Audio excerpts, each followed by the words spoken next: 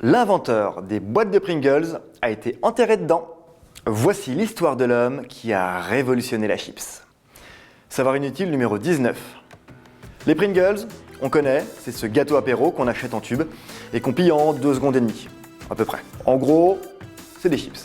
Mais pas n'importe quelles chips, car celles-ci ont la forme d'un paraboloïde hyperbolique, c'est-à-dire qu'il n'y a aucune surface plane, que des courbes. Pourquoi ? Parce que c'est pratique. En fait, quand Procter & Gamble, l'ancienne maison mère de Pringles, a voulu se lancer sur le marché de la chip, oui, des chips, une chip.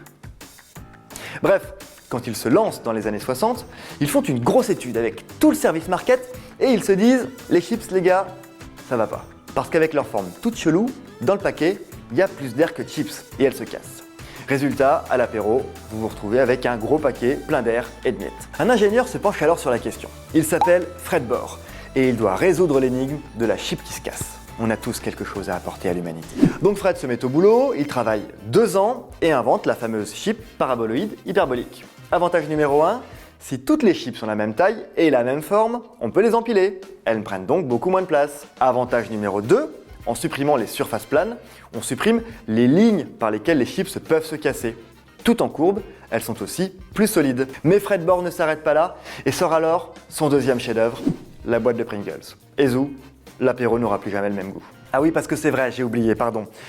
Oui, c'est pratique, oui, ça se casse pas, mais c'est dégueulasse. La première recette de Fred Bohr ne convainc pas vraiment tout le monde. Résultat, le projet est mis de côté pendant quelques années. Bravo les gars, on a inventé des chips incassables au goût de shot. Super. Quelques années après, les gars du market, ceux qui voulaient qu'on invente la chip incassable, reviennent à la charge en se disant quand même, il y a peut-être de l'argent à se faire sur la chip. Ils demandent alors à un second ingénieur de plancher sur la recette, Alexander Liepa, qui aura son nom sur le brevet. Et Alexander remplace les chips de pommes de terre par des chips de patates, de riz, de maïs et de froment. Alors attention, oui c'est pratique, oui maintenant on peut le manger, mais il faudra quand même attendre une quinzaine d'années pour que ça décolle avec l'arrivée des différentes saveurs dans les années 80, ce qui a permis quand même à l'humanité de découvrir les chips goût sandwich aux œufs, spaghetti, comment faisait-on avant, salade César évidemment, et l'incontournable chocolat blanc et menthe poivrée. Alors vous vous dites, sur la boîte de Pringles, ça doit forcément être la tête de Fred ou d'Alexander, l'un des 2 inventeurs de la fameuse chip. Eh ben non, je vous présente Julius. Et Julius, c'est le boulanger. Quel boulanger, me demanderez-vous ? Le boulanger qui était dans la tête du mec du marketing.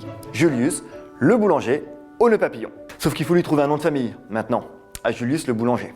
Donc là, l'équipe market a déjà trouvé le prénom, l'idée du nœud pape, ils sont cuits, ils ouvrent l'annuaire, page de la ville de Cincinnati aux États-Unis, Pringle Avenue, et ils se disent, c'est sympa, ça, Pringle. Alors là, en général, il y a un autre mec du marketing qui arrive qui dit « Moi, je pense qu'il faudrait rajouter un S. » On fait des débats, un S, oui, non, et paf. Ça fait des chocs à pic. Non, ça fait des Pringles. L'entreprise est vendue à Kellogg's en 2012 pour 2,7 milliards de dollars. Et Fred Bohr dans tout ça, il est assez fier d'avoir inventé la fameuse chip et son fameux emballage. Et même s'il s'est fait doubler par un faux boulanger à nœud papillon qui porte un nom de rue, il rend hommage à sa création en demandant à ce que ses cendres soient réunies et enterré dans une boîte de Pringles. Ses descendants acceptent, leur seule hésitation sera sur le goût choisi. Finalement, ce sera goût original, mais ça, c'est vraiment inutile de le savoir. Si vous aimez les savoirs inutiles, laissez-nous des petits commentaires, partagez cette vidéo. Ne ratez pas non plus le podcast audio avec des contenus inédits chaque semaine. Il suffit de vous rendre sur votre plateforme préférée pour vous abonner. Les savoirs inutiles néons sur Deezer, Spotify, Apple Podcast, Castbox et tous les autres. Les savoirs inutiles, c'est aussi une appli iOS et Android. Et bien sûr, c'est sur le site neonmac.fr et dans le magazine papier tous les 2 mois en kiosque.